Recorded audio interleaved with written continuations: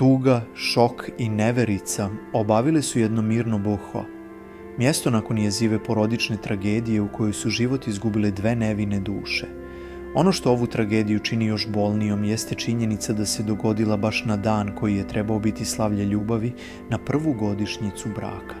Umjesto veselja i radosti, porodica, prijatelji i komšije sada se suočavaju sa nezamislivim gubitkom. Prema informacijama koje su potvrdile nadležne institucije, Osman je usmrtio svoju kćerku i njenog supruga, a zatim je uhapšen i lišen slobode.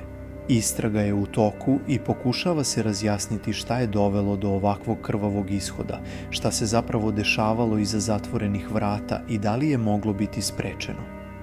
Mještani, koji ovu porodicu poznaju godinama, u neverici odmahuju glavom.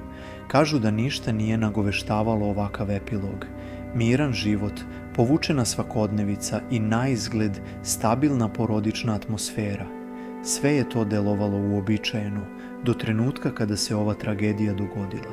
A sada, u selu vlada muki pitanja na koja niko nema odgovore. Posebno je bolno što su mladi supružnici, tek na početku zajedničkog života, platili najtežu cenu.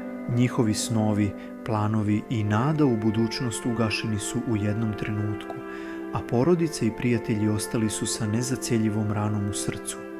Njihova ljubav, koja je pre godinu dana proslavljena svadbom, sada je zauvek prekinuta nasiljem koje nikada nije smelo da se dogodi.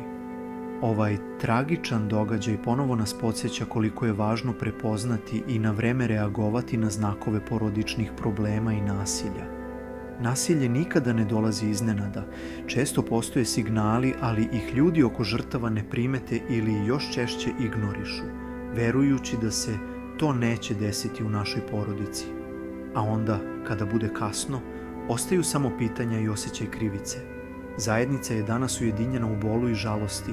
Ljudi obilaze porodicu, pružaju podršku i traže utehu jedni kod drugih. Ipak, ništa ne može izbrisati činjenicu da su izgubljena dva mlada života i da je porodica zauvek razorena. Poruka koju ova tragedija nosi svima nama je jasna. Nasilje nikada ne sme biti rešenje, a ćutanje nikada ne sme biti odgovor. Važno je govoriti, važno je reagovati i važno je pružiti ruku pomoći onima koji se bore sa problemima u porodici. Samo zajedničkim snagama možemo sprečiti da se ovakve tragedije ponavljaju.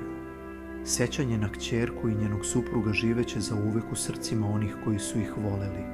Njihova priča, koliko god bolna bila, neka bude opomena i poziv na buđenje, da nikada ne zatvaramo oči pred nasiljem i da ne odustajemo od borbe za sigurnost svakog doma.